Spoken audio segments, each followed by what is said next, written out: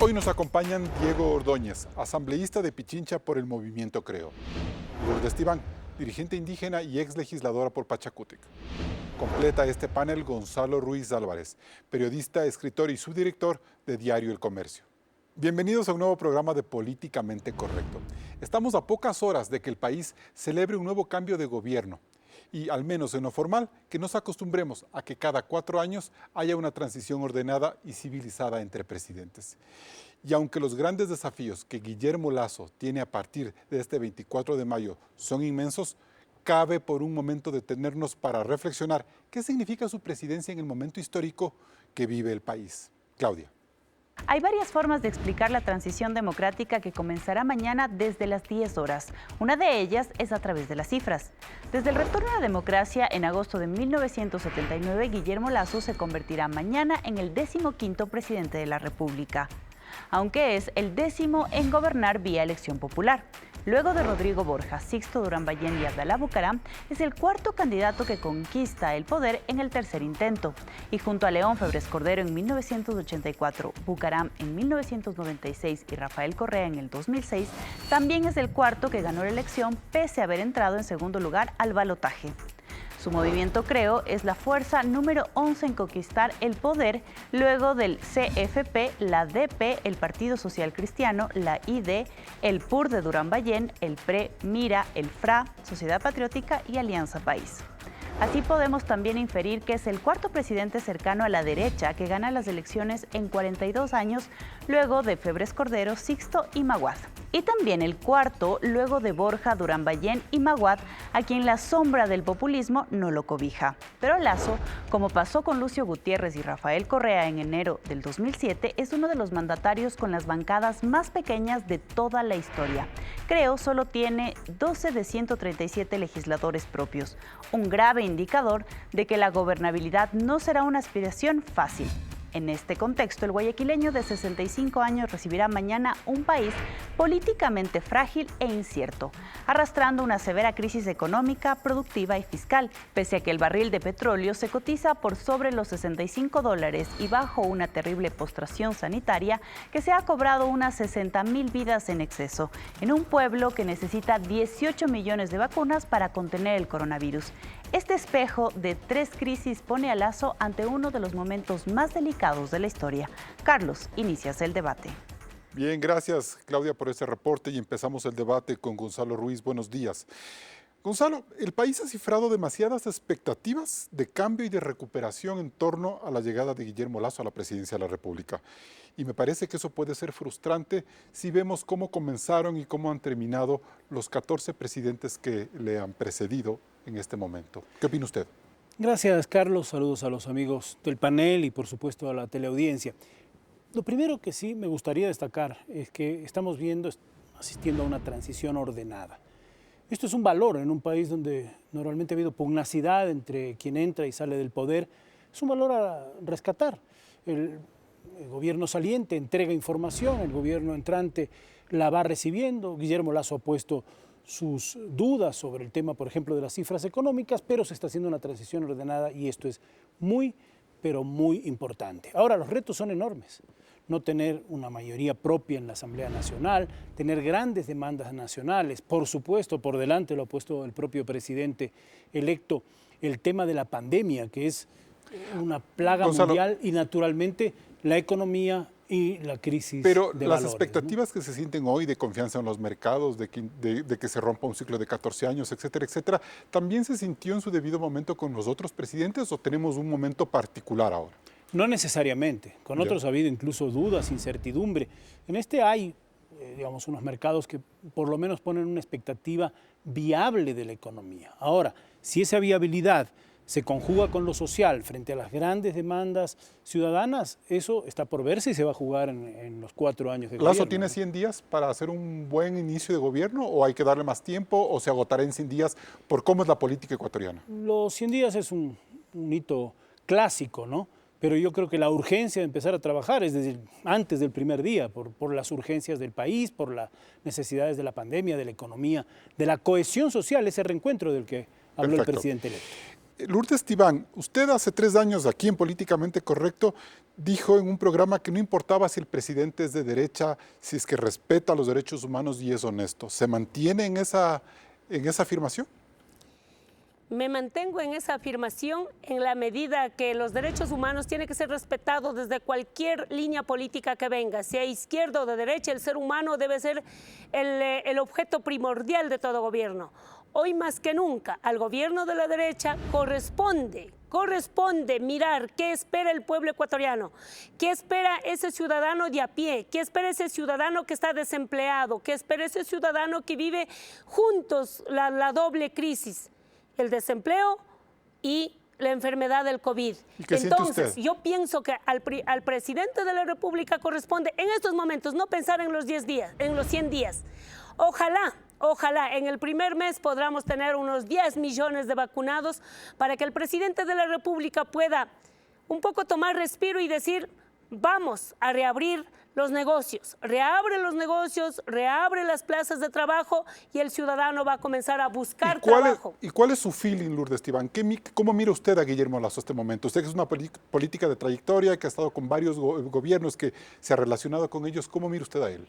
Le miro con mucho optimismo, pero ese optimismo tiene que ser consecuente con lo que espera el pueblo ecuatoriano. El pueblo ecuatoriano en este momento quiere vacunas y quiere trabajo. Luego de eso, irá buscando el pueblo ecuatoriano, ve también ya instituciones, espera de la Asamblea Nacional, legislación y fiscalización. ¿Qué espera en fiscalización? Acabar con los corruptos y recuperar la plata de los robados, todo lo que han robado. Eso es lo que dice el ciudadano de la calle. Dice, doctora, tráiganle de las orejas para que paguen lo robado, para que devuelvan lo robado. Entonces, Lo robado no es solo una cantaleta en Twitter, Lourdes. no. Es que no robaron por Twitter. Pero se quejan por Twitter, pues. No robaron por Twitter. Los ladrones que nos gobernaron más de una década, esta sarta de delincuentes, llevaron por camiones y ahora creo por avión presidencial. Ahí hay un informe de Contraloría que dice cuántas veces el avión presidencial salió sin pasajeros. Pero de gana no debe haber salido, o llevó plata o llevó droga. Entonces, bueno, eso habrá que probarse. Necesitamos dar respuestas. No solamente hay una expectativa del presidente de la República, tenemos una expectativa de una justicia libre que juzgue al que tiene que juzgar, una Asamblea Nacional que legisle y fiscalice. Necesitamos los órganos de control. Mire ahí, el defensor del pueblo, en tremendo bochorno, la Contraloría.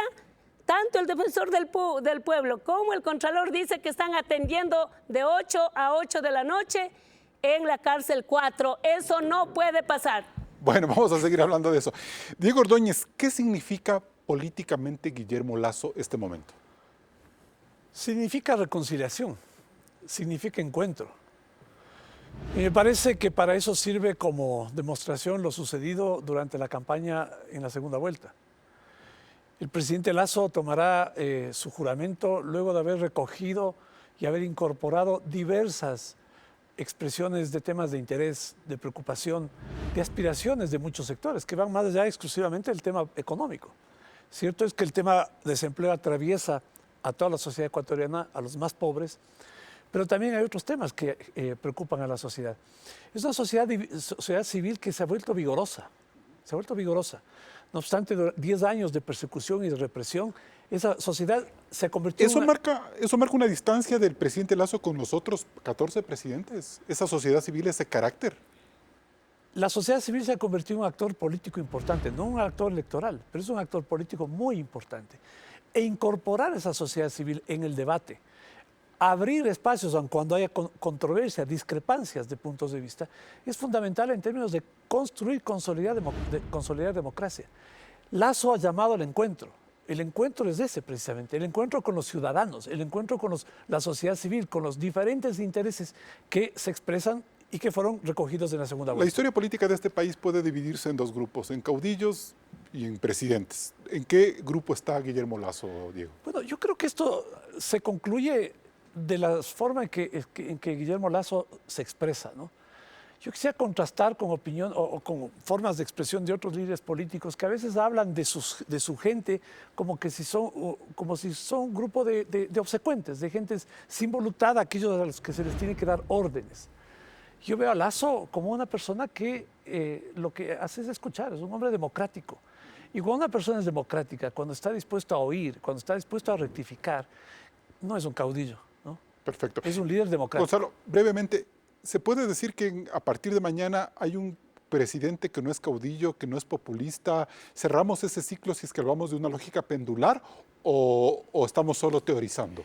El país ha estado caracterizado por los caudillos, es sin duda una huella, una lamentable huella de nuestra manera de ser, pero yo aspiro a que Lasso sea un presidente, a que aprenda a escuchar, que es lo que ha dicho ahora Diego Ordóñez, a que aprenda también a calibrar todo eso y a construir el encuentro que nos ha prometido. Es un reto ¿Los presidentes enorme. son populistas o en el gobierno también se hacen populistas? Podemos decir que, Bueno, por ejemplo, hubo presidentes íntegros en ese sentido como Borja, como Hurtado, como Durán Ballén, que no necesariamente fueron populistas. No, de acuerdo, pero a veces las condiciones políticas llevan al populismo como un mecanismo para manejar la gobernabilidad, para no agotar el capital político. Espero que esa no sea la fórmula de Guillermo Lasso, porque las grandes transformaciones sociales, de los temas que hablaron la doctora Lourdes y el doctor Ordóñez aquí, solamente se hacen con programas serios de gobierno y con convicción, lejos del populismo, lejos del clientelismo, con cosas de verdad que transformen al Ecuador. Se requiere empleo, se requiere salud pública,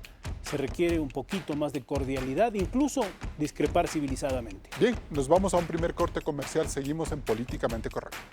Recuerde que este programa está en vivo en Radio Suceso 101.7 FM Quito y hay un reprise a las 20 horas. Regresamos enseguida con más de este análisis. Guillermo Lasso entra en la historia. Seguimos en Políticamente Correcto. Diego Ordóñez, Lasso empieza un gobierno con una asamblea en contra. Ni UNES ni Pachacutic y ahora el PCC serán un respaldo político real. ¿Cómo legislará el gobierno con una bancada de 9% dentro de toda la asamblea? Bueno, no digamos que es una asamblea en contra, ¿no? Digamos que es una asamblea en donde existe un espacio para dialogar.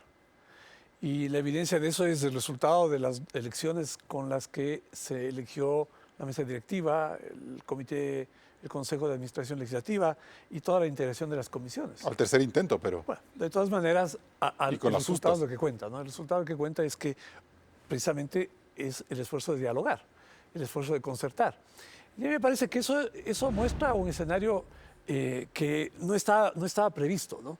El hecho de que el gobierno de la derecha, ¿no?, termine haciendo un acuerdo con los sectores de la izquierda, con el movimiento indígena, con la izquierda democrática, en donde las diferencias son evidentes. Pero no obstante eso, hemos coincidido en la necesidad de darle estabilidad con la instalación de la Asamblea y los discursos son, yo diría, extremadamente conciliadores. Pero se Le siente- acabo de escuchar a sí. Lourdes decir, por ejemplo, que el Ecuador necesita empleo. Y la preocupación de los ecuatorianos es empleo. Y la solución es generar inversión para que haya empleo.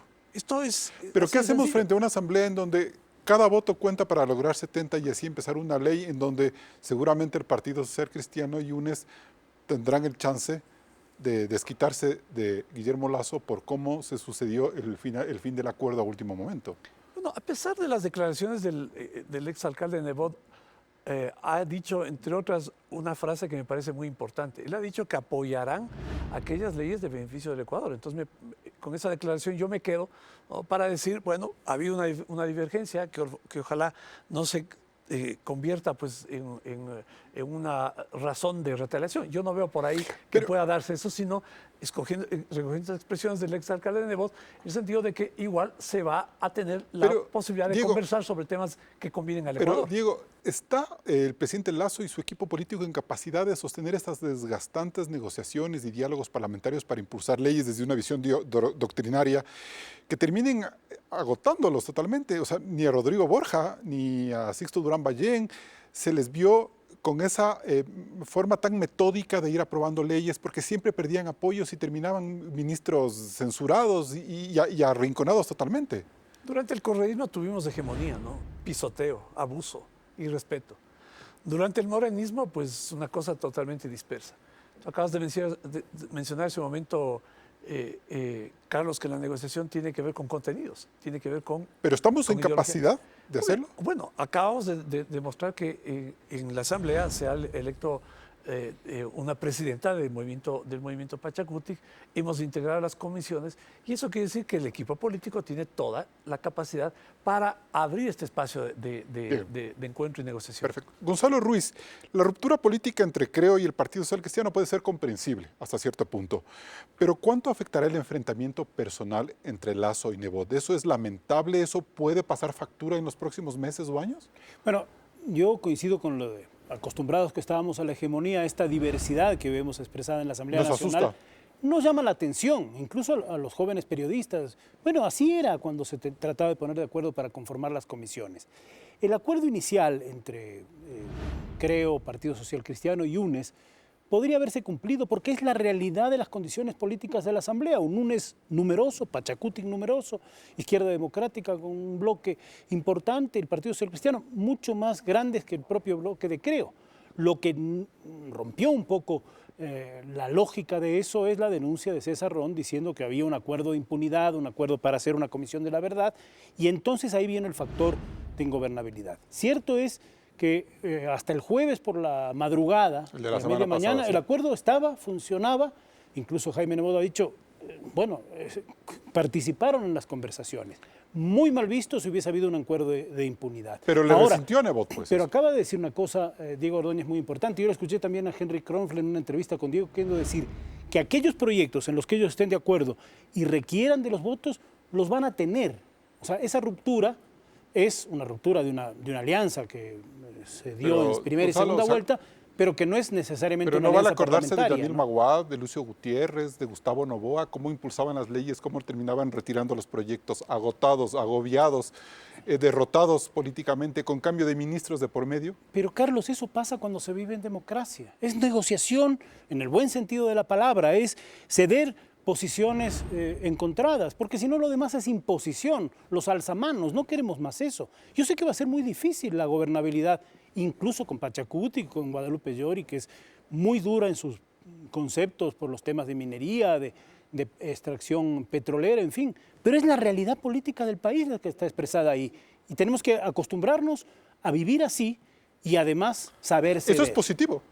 Saber ceder, el encuentro es necesario. Pero, Carlos, además, yo creo que hay un elemento que hace la diferencia con los sucesos históricos que tú refieres, ¿no? Y es que en este momento es fundamental el rol de la sociedad civil y de los ciudadanos en las decisiones políticas. ¿Qué pasaba en esos años? No tenías redes sociales, no tenías una vigorosa sociedad civil. Hoy tienes la gente expresándose y dejando saber su punto de vista en las redes sociales. Las redes sociales sirvieron para ganar las elecciones. Las redes sociales tienen que servir para gobernar. No en el sentido de recoger sin beneficio de inventario aquello que se plantea en estos espacios de comunicación. Hay que hacer un proceso de recoger información y los políticos hacer pedagogía con los ciudadanos. Pero, en mi opinión, un elemento fundamental es la amplitud que tiene el gobierno para generar corrientes de opinión que favorezcan sus propuestas. Lo primero está en conversar, discutir, acordar con los ciudadanos. Esto es un abstracto, ¿no es cierto? Tienes a través de las expresiones de las organizaciones de la sociedad civil. Y luego, ¿no? Esos acuerdos, empujarlos hacia la sociedad política. El problema está en cuando solamente negocias de lo político en la asamblea. El ámbito de negociación, el ámbito en el cual tienen que debatirse los proyectos, rebasa la asamblea y va hacia el conjunto de la sociedad. O sea, es Esa va a ser inverso ahora, tiene que ser. una inmensa diferencia en relación con aquellos eventos que tú mencionas. Bien. Lourdes Tibán, ¿y cómo tenemos que procesar las versiones que han circulado por cuenta del correísmo en el sentido de que Pachacutic aseguraba que Lasso va a durar un año en el poder? Podría ser menos.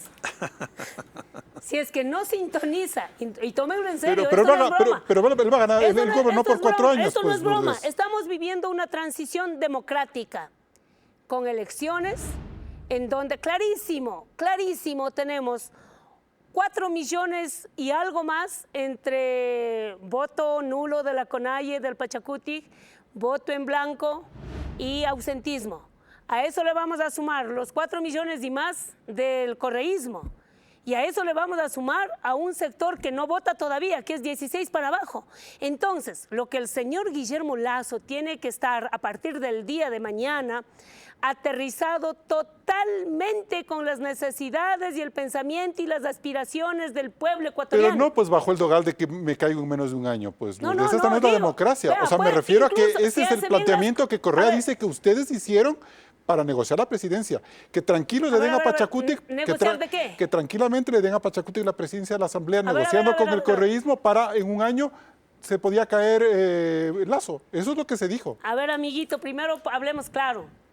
La elección de Guadalupe Llori tiene y se debe ver desde un hecho histórico. No había otra salida. ¿Qué otra salida tenía, creo?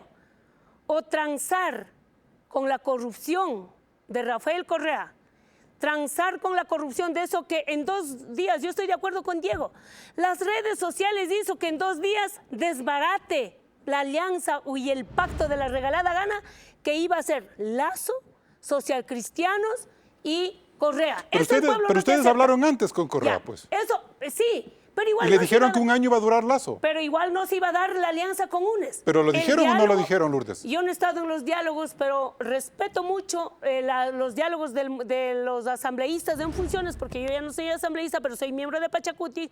Yo había dicho en el Twitter, si Pachacutic llega a hacer alianza con el correísmo, que hasta casi nos quitó la casa de la CONAIE, están mal ubicados. Así de simple. Ya. Pero ahora, lo que el país tiene que entender es que no hubo ningún pacto para la elección de Guadalupe Llori. En ese momento, Guadalupe se lanzó al escenario, Pachacutic dijo, muy bien, no aceptaron a Salvador, vamos con la segunda carta. Ok. ¿Sabe cuántas cartas teníamos? 26 cartas tiene Pachacutic. Así es. Entonces, el momento que lanzan a Guadalupe, va sumando los votos, los señores de Creo, con mucho respeto, tenían una sola salida, o vuelven al pacto de la regalada Bien. gana o apoyan a Antes Guadalupe de irme a Llori. Por lo corte- tanto, no hay ningún pacto que no le permita hacer un levantamiento indígena, una movilización, pero para eso el gobierno tiene que operar con sabiduría. Lourdes, yo les deseo mucha suerte. vamos a hablar de eso el próximo bloque. Mucha suerte al señor Lasso. Primero, y yo le he dicho en medios de comunicación, lo primero que espera el pueblo ecuatoriano es que ya no meta la mano al bolsillo del ecuatoriano. Tiene que congelar Bien. los combustibles. Perfecto. Caso Vamos a hablar de contrario, eso, Lourdes. Otro octubre puede repetirse. 30 segundos porque me voy a Un corte. apunte nada más, Sí. porque yo suscribo lo que han dicho aquí el doctor Ordóñez, la doctora Tibán, en cuanto a que hay que tomar en cuenta a la sociedad, por supuesto. Claro que sí, y hay que tomar en cuenta a los actores sociales y a los gremios empresariales y a los trabajadores organizados y a la CONAIE. Vamos a ver además cómo sale la elección de la CONAIE. Esto es un tema clave. Pero no se puede gobernar solamente para complacer a lo que No. digan las redes sociales, Así porque es. se vuelve un mare magnum. Por eso te decía que hay que hacer pedagogía también. Claro, ¿cómo Bien. no? Entonces es muy importante, por supuesto, tomar las opiniones de la sociedad, que es la sociedad Ok. finalmente la dueña de la democracia, pero no gobernar Bien. para complacer temporalmente, sino para hacer cambios de fondo en lo social. Perfecto. Para eso que han dicho, trabajo, producción y, por supuesto, salud. Me voy a un corte comercial. Seguimos en Políticamente Correcto. Luego del corte revisaremos la historia del movimiento indígena en la política ecuatoriana. No se desconecte, enseguida regresamos. La designación de Guadalupe Llori como presidenta de la Asamblea Nacional hasta el 2023 es un paso importante dentro de la historia política del movimiento indígena. Veamos. Su lucha cambió al país desde junio de 1990, cuando la CONAIE lideró el primer levantamiento nacional durante el gobierno de Rodrigo Borja por la regularización de tierras. Desde entonces, su fuerza en las calles se combinó con altas votaciones populares en elecciones seccionales y legislativas. El movimiento Pachacutic participó en la constituyente de 1998 para pocos meses después gestar la movilización que derrocó al presidente Yamil Maguad, 12 días después de dolarizar al país. A la CONAIE y Pachacutic siempre les caracterizó su relación tensa con los gobiernos, incluso con el de Lucio Gutiérrez, del que fueron parte en una alianza electoral que se rompió pocos meses después de ejercer el poder. Lo mismo se puede decir del desencanto de los indígenas con Rafael Correa, donde la movilización derivó en amenazas, persecución y judicialización de la protesta social. El potente paro de octubre del 2019 por el alza de los combustibles puso a Lenín Moreno a punto de perder la presidencia presidencia en medio de un peligroso bloqueo democrático. Pero Pachacutic capitalizó en las elecciones de febrero pasado el descontento social por el ajuste económico, así como por un cúmulo de demandas que le dieron a Yacu Pérez una gran votación y por primera vez alcanzar el segundo bloque más importante dentro del Parlamento. Pero esta gran cuota de poder, así como el apoyo del presidente Guillermo Lasso para que Yori comande la Asamblea, obligan al movimiento indígena a pensar la política desde un referente de estabilidad. Carlos. Bien, me había quedado con Diego Ordóñez, para darle la palabra. 30 segundos para ir lo más fuerte con Lourdes Esteban, por favor. Mira, el movimiento indígena tiene un gran reto, que es representar a sus electores. El 19% que obtuvo Yacu Pérez no es todo votación del mundo indígena. Hay muchísima votación de sectores medios urbanos. Y esos sectores medios urbanos, el lenguaje de la desestabilización, la pregunta era esa, no es un lenguaje que les extraño. En octubre hubo un rechazo, Lourdes, a la infiltración y los intentos golpistas que se produjeron, que se expresaron ahí. En octubre, octubre del 19 fue la evidencia de la incapacidad de ponernos de acuerdo racionalmente sobre las medidas que el Ecuador... Todos, Diego. O sea, gobierno y sectores indígenas. Bueno, habría que profundizar eso, pero digamos, para una primera conclusión en ese sentido, ¿no? Pero ese desencuentro, ¿no?, que tiene que ver con ese nivel de irracionalidad y falta de perspectiva en lo que debe solucionarse para mejorar las condiciones de vida de la gente, es lo que ahora tiene un espacio para cambiar. Esto es, el movimiento indígena tiene que representar ese electorado que no es su base histórica, y eso pasa por reconocer que hay un rol respecto a la negociación y los acuerdos políticos. Lourdes Esteban, y a mí me parece que el movimiento indígena es consciente de que en estos años su accionar deben ser las instituciones y ya no el bloque en las calles, porque ahora están ustedes con la gran porción del poder del país. Entonces a mí me preocupa que usted siga manteniendo, si presidimos la Asamblea, pero cuidado que también nos vamos a movilizar. Me parece que esto de la movilización ya pasa a un segundo plano. Ahora tienen que dar resultados institucionales ustedes. A ver, pero ahí tenemos que separar dos espacios. El espacio legislativo, el espacio político, es una. El espacio de la CONAIE, el proceso organizativo, es otra. Que Guadalupe Llori esté protagonizando hoy la nueva asamblea, que por supuesto debo decir que, por no decir todos, pero todos para evitar un poquito del correísmo, no separarle allá, la mayoría de los ecuatorianos han celebrado la elección de Guadalupe Llori por un hecho histórico, porque están cansados de los partidos políticos, porque los amarres y los pactos ya huele a lo peor. Entonces, Guadalupe Llori, en la parte administrativa, legislativa, de fiscalización, tiene que brillar con luz propia. Ese es un rol. Sí, pero ese brillo, Lourdes, pero ese brillo es entendiendo que hay un gobierno que quiere mantener un diálogo con el FMI, que tiene que hacer reformas económicas importantes, que tiene que entender que hay un ajuste económico que se tiene que mantener, es decir, reformas con las que ustedes históricamente han estado en contra. Entonces ahí tienen que ustedes dar una respuesta. De acuerdo, pero eso es lo legislativo. Otra cosa totalmente diferente es la CONAIE. A tal punto, y aquí los ecuatorianos tendrán que saber, de los 26 asambleístas, 8 son de la CONAIE. La gran mayoría, o sea, más o menos 20 o 19, no son de la línea política. O sea, ustedes política. no pueden contender a la CONAIE.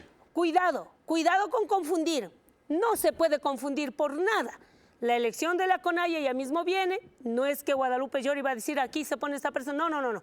Guadalupe Llori le deseo muchísima suerte, es durísimo levantar una asamblea que está en el 2% de credibilidad, pero eso tiene que ser un referente para la política nacional dentro de las funciones del Estado. La CONAIE es una organización social que no tiene ningún acuerdo con la legislatura. Me preocupa este escenario donde Pachacutic quizás hasta diga yo no puedo controlar a la CONAIE. Y mientras tienen el poder en una parte, por otro lado está la movilización en las calles. A ver, antropológicamente el Ecuador es un país que debe tomar en cuenta a su historia y atendiendo a su realidad el mestizaje de las raíces indígenas, así como de las raíces mestizas y de otras civilizaciones, incluso la europea.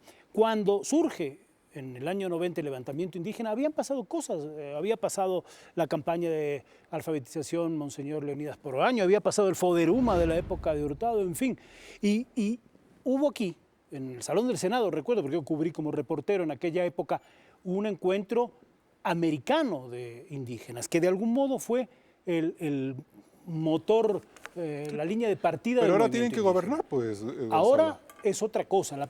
Es cierto lo que ha dicho Lourdes. Pachacuti es una cosa y la CONAIE es otra cosa. El movimiento de 1990 en nada se parece Gonzalo, a octubre de 2019. mientras la Asamblea tenga que definir o aprobar un acuerdo de libre comercio con Estados Unidos, vamos a tener a la CONAIE bloqueando para que no se firme. Entonces, ¿cómo vamos a canalizar esas demandas cuando los indígenas ahora están en una posición Lo que pasa es que institucional? Pachacuti también tiene que evolucionar A eso y voy. comprender que para solucionar la pobreza necesita recursos. Para que haya recursos debe haber minería responsable, respetando las fuentes de agua.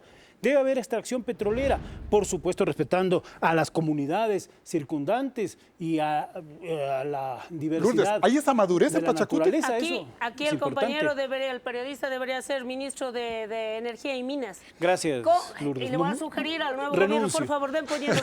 Vea, ¿cómo hacer que los órganos del Estado, el Ejecutivo, atiendan, respeten los derechos de los pueblos indígenas? Claro. Por más que Guadalupe Llori esté en la presidencia, si van a hacer una extracción minera sin consulta prelegislativa, sin consulta previa, sin respeto a las comunidades, habrá un la gente momento se va a en que el levantar. sector indígena tenga que ceder sus posesiones y entender Por que hay un supuesto. país mucho más amplio que necesitará de esa minería y de ese petróleo. Exacto. Y no se soluciona el problema De con una acuerdo, movilización. Pero ¿cuánto han cedido solamente con decir una palabra?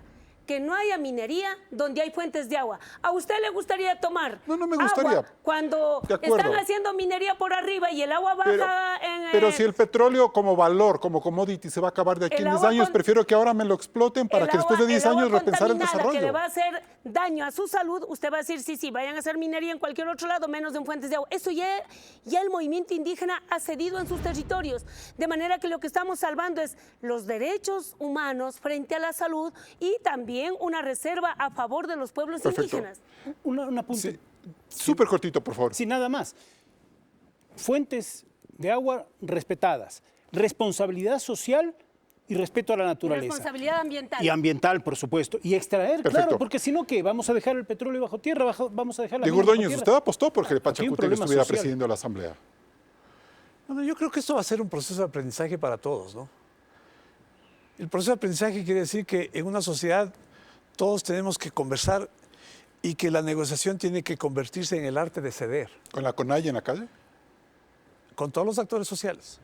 Si Pachacuti tiene una predisposición al diálogo, no va a tener presentación la CONAIE tirando piedras en la calle, pues, ¿no?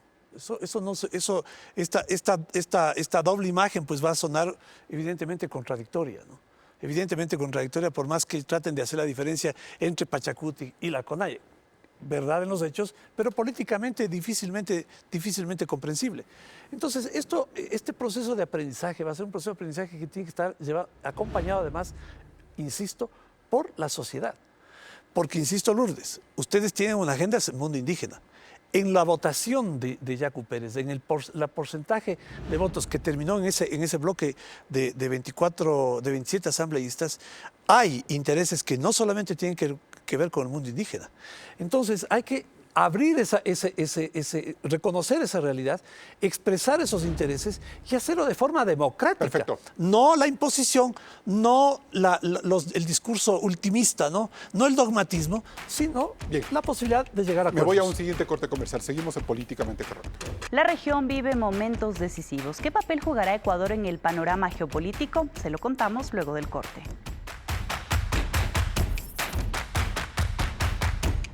Para seguir con el análisis es necesario ver la posición geopolítica que tomará el Ecuador a partir de mañana. Veamos. Guillermo Lasso, con las ideas de una derecha liberal, cierra un ciclo de 14 años del socialismo del siglo XXI, del cual ya se había alejado Lenín Moreno en su política exterior. Argentina se mantiene en la izquierda populista con Alberto Fernández y Cristina de Kirchner en medio de una profunda crisis económica. En Bolivia, Luis Arce, cercano al líder Evo Morales, ganó las elecciones de 2020 manteniendo su misma línea. Brasil podrá tomar ese camino. El Tribunal Supremo anuló 4 procesos en contra del expresidente Lula da Silva y salió libre. Ahora, según las encuestas, ganaría las presidenciales en el 2022. Chile ha sido el ejemplo de la región con su política neoliberal, pero tras varios escenarios de protesta violenta desde el 2019, eligió una asamblea para redactar una nueva constitución, donde los chilenos castigaron al partido de gobierno de derecha y a los partidos tradicionales. Perú, en medio de un largo camino de inestabilidad con presidentes vinculados a actos de corrupción, tendrá este 6 de junio la segunda vuelta entre Keiko Fujimori y el izquierdista Pedro Castillo. Según las encuestas, hay un empate técnico. Más al norte, en Colombia, las protestas en contra del gobierno de Iván Duque dejan medio centenar y cientos de heridos. La izquierda se prepara para las próximas elecciones presidenciales, mientras el gobierno afirma que detrás del caos hay infiltración venezolana. Y en ese país, con 23 años de chavismo, ha tomado la ruta de una larga autocracia socialista como en Cuba. El gobierno mexicano de Manuel López Obrador y el Grupo de Puebla son un nuevo epicentro del debate de la izquierda.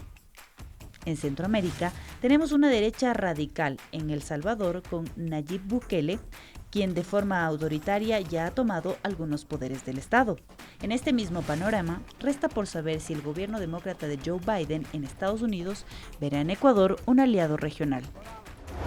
¿Qué papel jugará Ecuador en esta coyuntura?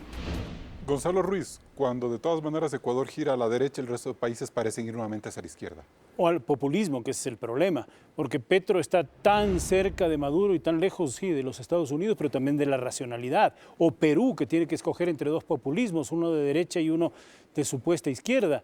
Entonces, al Ecuador le va a ser complejo el contexto latinoamericano. En Chile ha habido recién una elección constituyente para formar una constituyente, o sea, con mayoría independiente, no es izquierda, progresista. sino populismo.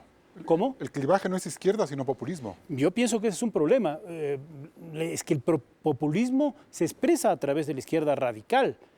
La izquierda tiene una razón de ser y de existir, pero el problema es el populismo y el problema son los vínculos con el chavismo, que es Maduro, y esos nexos que pueden hacer reverdecer temas como el de octubre de 2019 aquí, el octubre de Chile, y eso sí que es muy preocupante. En Chile va a haber una nueva constitución para superar aquella de Pinochet. Chile, lindas cifras económicas, pero una gran brecha social y eso es muy preocupante. ¿No? Una gran vacunación. Lourdes Tiván, ¿usted cree que Ecuador está libre de estas convulsiones sociales que hemos visto en otros países? Estaría libre si es que todas las instituciones del Estado, sobre todo el Ejecutivo, que tiene que generar empleo, salud, educación, sintoniza con el pueblo ecuatoriano. Yo ya he dicho por reiteradas ocasiones, espero estar el 24 de mayo mirando la televisión, quiero ver el primer pronunciamiento del presidente, qué es lo que dice respecto de la gasolina. O sea, vea, octubre se dio para que se congele el combustible y resulta que ya vamos en el diésel 48 centavos más de lo que hicimos en octubre. Entonces el pueblo ecuatoriano no va a soportar más medidas económicas que sigan afectando al ciudadano mientras no hemos superado en cerrar brechas al desempleo. Al ser humano le damos trabajo y con el trabajo va a resolver varios de sus problemas. Si no damos eso, subimos la gasolina, miramos las intenciones del Fondo Monetario Internacional, el FMI va a decir, vota más funcionarios de la burocracia. ¿A dónde van a caer? En más desempleo. Entonces, ¿cuál va a ser la salida en esta crisis económica y de salud por parte del gobierno nacional? Eso nos va a dar una meta de decir, ¿va a haber o no va a haber otro octubre? Diego Ordóñez, ¿qué papel geopolítico juega Ecuador en América Latina en este momento? Hay un error en pensar que la responsabilidad solamente recae en el Ejecutivo, ¿no? El problema de que el Ecuador no retorne al populismo corrupto es una tarea de todos aquellos que pensamos que esa no es la salida. Y 10 años de correísmo nos demuestra que no es la salida y todos estamos de acuerdo en eso. Por eso estamos juntos ahora en un proyecto que se expresa en una elección en la Asamblea Nacional. Ese trabajo es un trabajo conjunto y ese trabajo va a demandar muchísimo nivel de racionalidad. Yo quisiera referirme al caso específico del incremento de los precios de los combustibles. Ese es un subsidio regresivo. Es un subsidio que beneficia a los ricos, no a los pobres. Entonces, cuando el discurso es que el pueblo no va a aguantar más, no, las cifras justifican más bien lo contrario, que los ricos están recibiendo un subsidio que no beneficia a los pobres. ¿Qué interesa a los ecuatorianos? Lo acabas de decir también, Lourdes.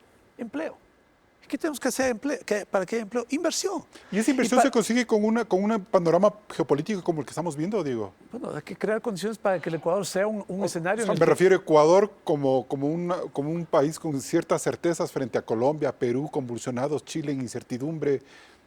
Bueno, la evidencia muestra que luego que Lazo gana, el riesgo país baja, los bonos suben, la perspectiva del Ecuador puede ser un escenario de inversión, se vuelve una realidad. Hay que hacer reformas para que eso sea una posibilidad. Hay que rebajar las tasas de interés, que no es por vía de decreto, es por una reforma estructural que garantice que eso pueda suceder. Es decir, todo esto demanda, creo yo, un proceso de debate racional para evitar que vuelva a surgir como una opción posible este populismo corrupto al cual debemos confinar. Me voy a corte, Gonzalo, sí. Bueno, la liberación del precio de los combustibles yo creo que era necesaria, pero ¿para qué? Para que haya recursos para dirigirlos a los más pobres. Así es. ¿Por qué? Porque el subsidio beneficia a los ricos, beneficia a los que lo pueden pagar. Entonces, ahora liberados, pueden subir o bajar los precios de los combustibles, pero se puede generar los recursos para atender lo fundamental. ¿Sería un error congelar el precio del pública. diésel, Gonzalo? ¿Cómo? ¿Sería un error congelar el precio del diésel, como Yo creo que debe lo ser plantean libre, muchos pero sectores? que paguen los que tienen que pagar. Y a lo mejor un subsidio dirigido, incluso como el gobierno actual saliente pensó en un momento, para subsidiar a los que lo necesitan en el campo, a los trabajadores agrícolas, a los pequeños tractores, cuya figura puso de manifiesto el señor Issa, ¿no? Esto que acabas de mencionar, Gonzalo, son temas que tienen que discutirse de esa forma, de manera que nos podamos entender, más allá del discurso político, ¿no?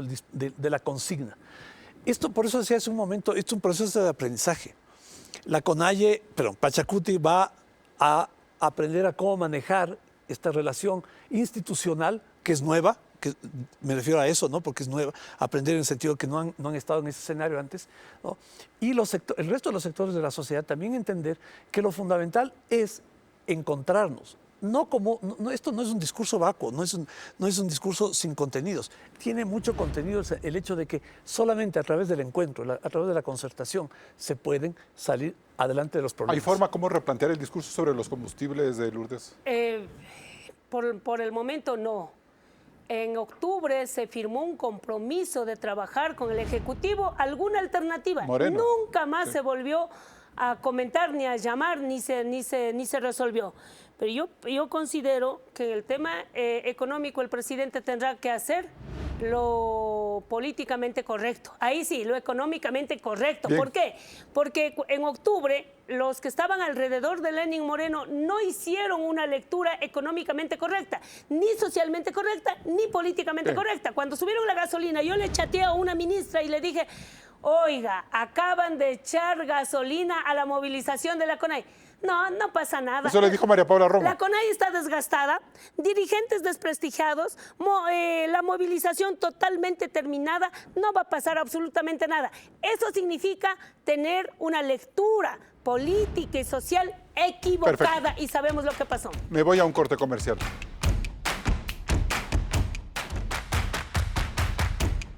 Entramos en la etapa de conclusiones. Diego Ordóñez, la llegada de Guillermo Lasso a la presidencia de la República abre un momento políticamente correcto para el Ecuador.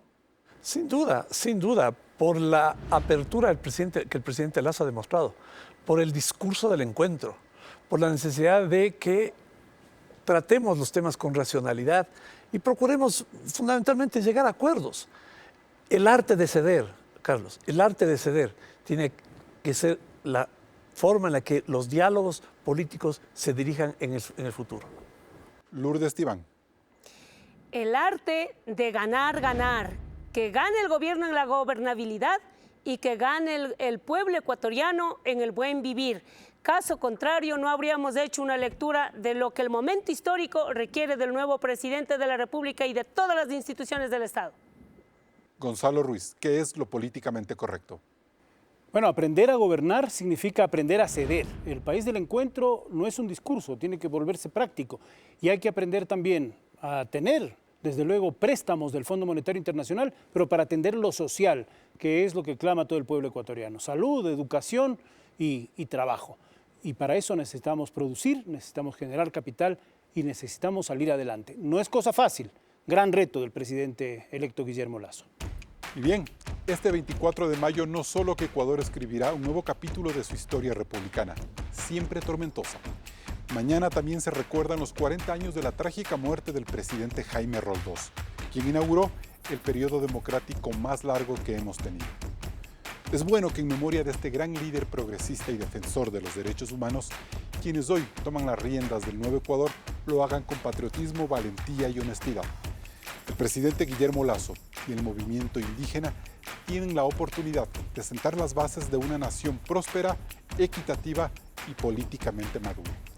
Que esta vez no se equivoquen. Hasta el próximo programa. Con estas reflexiones y con la esperanza de que inicie un nuevo y mejor momento para el Ecuador, despedimos de este programa de Políticamente Correcto. Usted siga en la señal de Coavisa.